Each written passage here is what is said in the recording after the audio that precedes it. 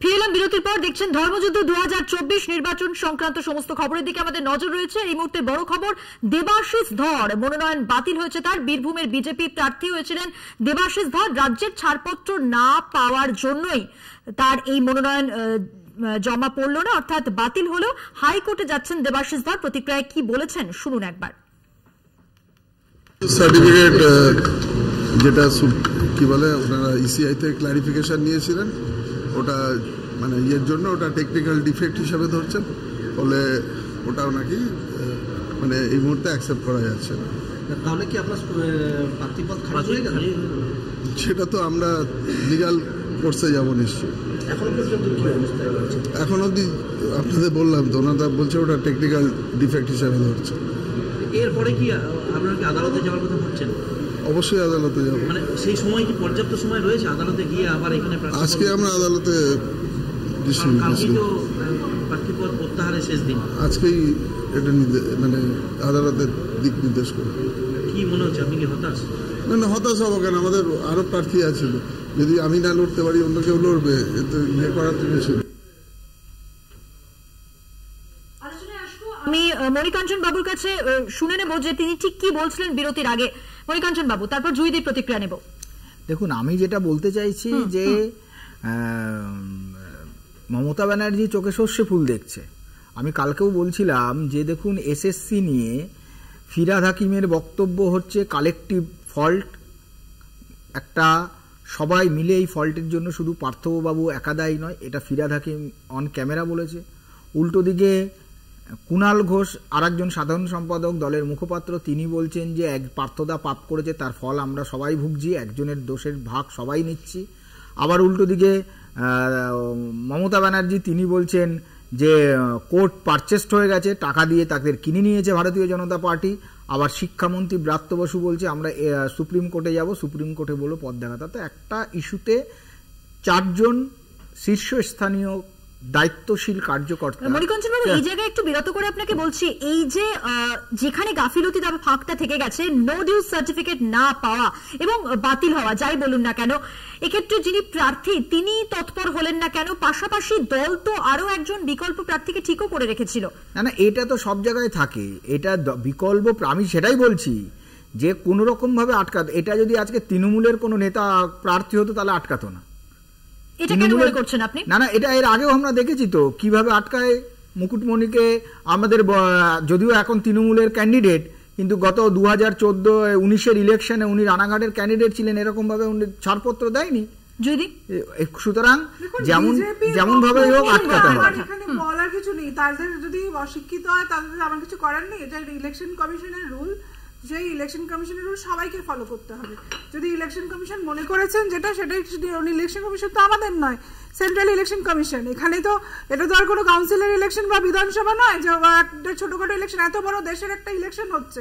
সেখানে কে প্রার্থী হবে, তার কি যোগ্যতা থাকতে হবে, কি ক্রাইটেরিয়া থাকতে হবে প্রার্থী হতে গেলে, সেগুলো নিশ্চয়ই এত বড় একটা বিশ্বের সর্ববৃহৎ পার্টি বলে যারা দাবি করে নিজেদের, তাদের সেইটুকু জ্ঞান থাকা প্রয়োজন ছিল। আজকে দেবাশিস ধর যে প্রার্থী হতে পারবেন না, যে কোনো প্রক্রিয়ায় তিনি আটকে যেতে পারেন, তার নির্বাচন আটকে যেতে পারে, সেটা অনেক আগেই ভেবে রাখা উচিত ছিল বিজেপির পক্ষে, কিন্তু সেটা করতে পারেননি, কারণ তাদের কোনো সংগঠন নেই পশ্চিমবঙ্গে। আজকে আপনারা দেখছেন না যে সব জায়গায় বুথ এজেন্ট দিতে পারছেন না। লাস্ট ইলেকশন যেটা হয়েছে 3টি, সেইখানেও তো দেখলেন কি অবস্থা। মহিলারা 80% যে ভোট পড়েছে, মহিলারা বেরিয়ে এসেছেন, যারা লক্ষ্মীর ভান্ডার পাচ্ছেন, যারা কন্যাশ্রী থেকে উপকৃত, নিজের পায়ে দাঁড়াচ্ছেন, আজকে স্বনির্ভর গোষ্ঠী করছেন, সেই সব মহিলারা বেরিয়ে এসেছেন।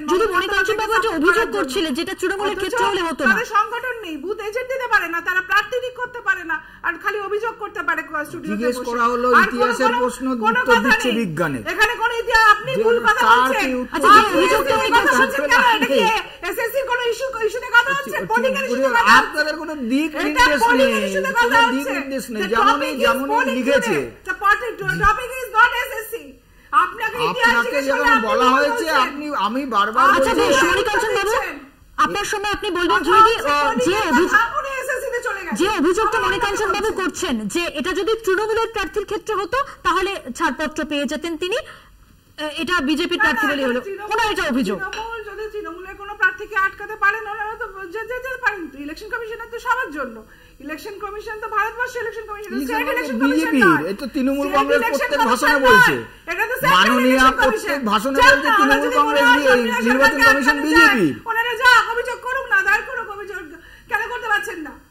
আজকে আমরা তো এটা স্টেট কমিশনের আন্ডারে হচ্ছে না, এটা সেন্ট্রাল কমিশনের আন্ডারে হচ্ছে এই ইলেকশন। তাদের মনে হয় শর্মিলা সরকারকে আটকাতে যাক, তারা গিয়ে প্রশ্ন করুক, তারা গিয়ে কমপ্লেন করুক, করতে পারছেন না কেন? কারণ আজকে আপনারা দেখছেন, সকাল থেকে সুকান্ত বাবুকে দেখছেন না টিভির পর্দায় পাগলের মতো আচরণ করছেন, পাবলিককে মারতে যাচ্ছেন, কাকে গিয়ে প্রায় ধাক্কাধাক্কি করতে যাচ্ছেন। আজকে বুঝতে পারছে যে তাদের পায়ের তলার মাটি সরে গেছে, তার জন্য আজকে এই অবস্থা। বালুরঘাটে, গঙ্গারামপুরে সকাল থেকে তো চিত্র আপনারা দেখছেন কি হচ্ছে এক একটা বুথে। খারাপ হচ্ছে, সেন্ট্রাল ফোর্স মহিলাদের ভোট দিতে দিচ্ছে না, আটকাচ্ছে। কেন্দ্রীয় বাহিনী অভিযোগ রয়েছে, কেন্দ্রীয় বাহিনী অভিযোগ রয়েছে তৃণমূল। আমি আসবো সেই প্রসঙ্গে। মণিকাঞ্চন বাবু, বালুরঘাটে যে ঘটনা ঘটেছে তার ব্যাখ্যা কি দেবেন? দেখুন, বালুরঘাট আর আগের ফেজের কোচবিহার দুটো জায়গাতেই দেখুন দুজন মন্ত্রী দাঁড়িয়েছে। অন্য কোনো জায়গায় একদম সিম্পল, এটা তো বাংলার লজ্জা যে আমরা অন্যান্য তামিলনাড়ুর মতো একটি রাজ্যে এক দফায় বিধানসভা লোকসভা হয়ে গেল, আমাদের 7টা ফেজে ইলেকশন করছে। এটা তো বাংলার লজ্জা। 7টা ফেজ কেন হবে? কেন একটা ফেজে হবে না?